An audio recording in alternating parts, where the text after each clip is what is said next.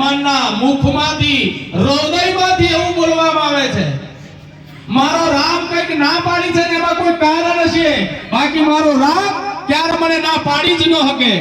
મારો રામ છે, મારો રામ ક્યારે મને ના નહીં પાડી શકે, પણ મારા રામે કઈક કારણ હશે ને ત્યારે મારો રામ કીધું છે. બોલો, વિચાર કરો કેવો વિશ્વાસ છે. ભગતનો કેવો વિશ્વાસ રાખવો જોઈએ, ભક્તિ કેવી રાખવી જોઈએ, એ આપણને આ કથાઓ સંભળાવે છે, સમજાવે છે.